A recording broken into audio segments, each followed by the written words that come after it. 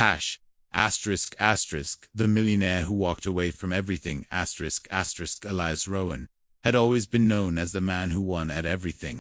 If success had a face, it was his. Sharp features, a calculated gaze, a confidence that felt like gravity. By 47, he owned one of the most profitable tech companies in the United States. His name appeared in magazines, on billboards, in every conversation about ambition. But behind the empire, behind the speeches and awards, there was a truth he never allowed himself to confront. He was tired.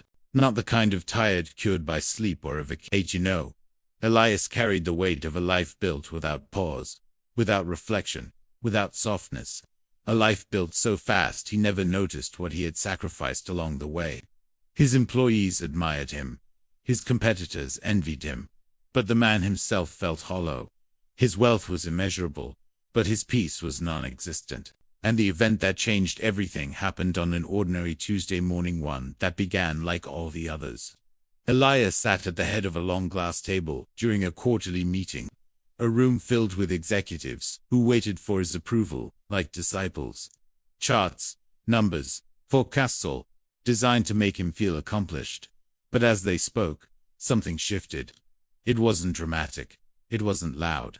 It was a quiet, suffocating realization. None of it mattered. As the CFO droned on about projections, Elias felt as if the walls were closing in. His chest tightened. His pulse quickened. The room blurred. The expensive suits, the polished table, the skyline through the window, they all felt distant. He slowly rose to his feet.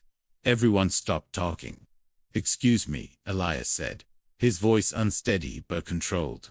He walked out, leaving a room full of shocked executives behind him. Downstairs, he stepped into the cold morning air, trying to breathe. He loosened his tie, leaned against the side of the building, and felt a weight he had carried for decades finally crack open. His driver rushed over. "Mr. Rowan, are you all right?" "Yes," Elias said softly, though he didn't believe it. "Take me somewhere quiet." "Where to, sir?" Elias hesitated. He didn't want the mansion. He didn't want the office. He didn't want anything he owned. "Drive north," he said. "I'll tell you when to stop." They drove for hours, leaving behind the city, the noise, the life he built. Skyscrapers turned into trees. Concrete turned into open fields.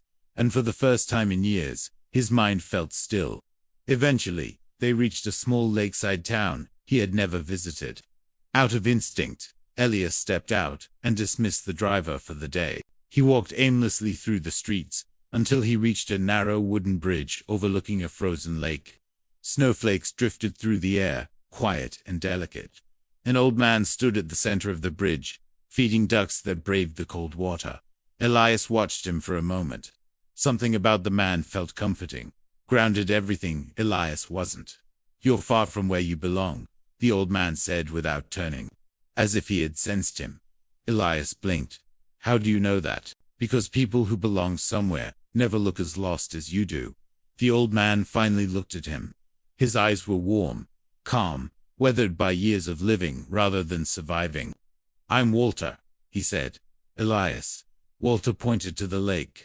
"When I need to think, I come here. You look like you've been needing that for a long time." Elias didn't respond. It felt too vulnerable, too honest.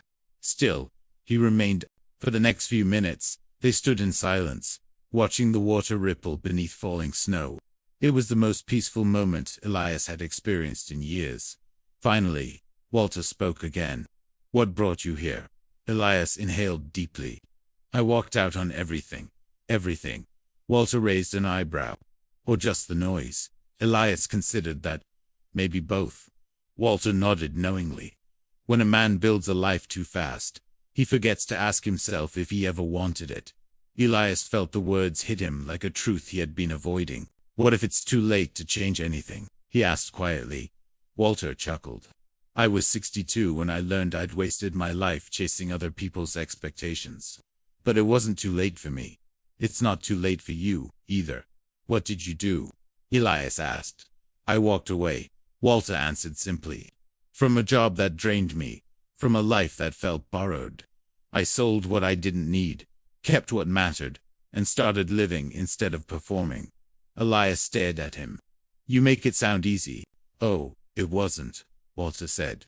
The hardest part is admitting that the life you fought so hard to build might not be the one you want. Elias exhaled shakily. I don't know what I want. Walter smiled gently. Then start with what you don't want.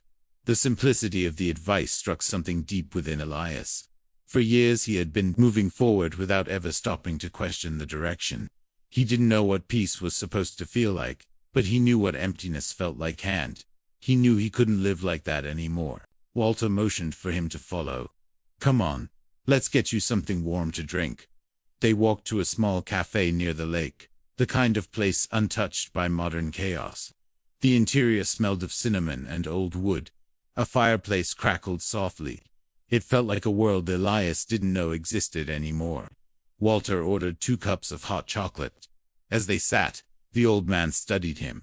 You're carrying the weight of years you can't get back, Walter said. But that doesn't mean the years ahead have to be the same. Where do I even start? Elias asked. By being honest, Walter replied. With yourself. With the people you've pushed away.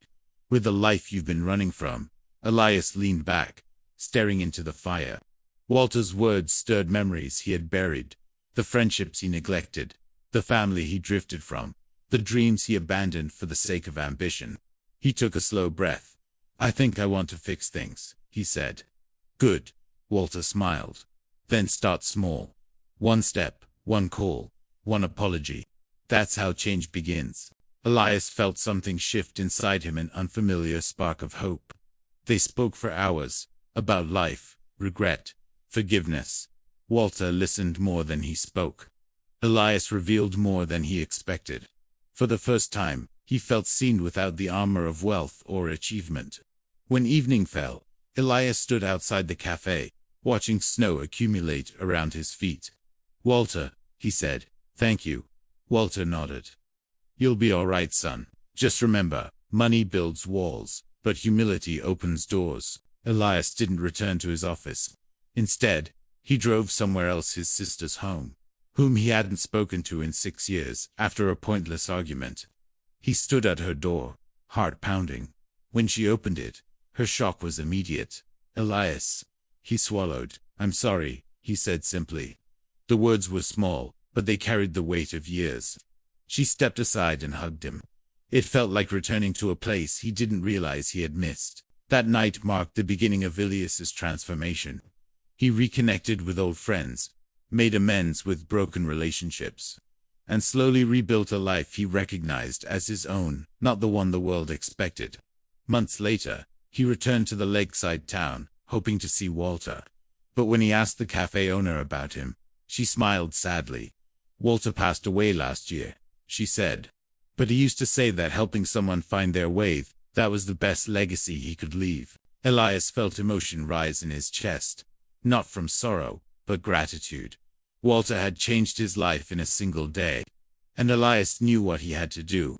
He created a foundation in Walter's name, a place dedicated to helping people rediscover who they were beyond the noise of modern life. He poured time, heart, and compassion into it. And year by year, Elias Rowan no longer felt like a hollow millionaire. He felt like a man finally living. If this story touched you, share it with someone who might need it today. Sometimes a single message, a single moment, can change a life. Leave your thoughts below and help spread the reminder. Asterisk, asterisk. Real wealth begins where the heart awakens. Asterisk, asterisk.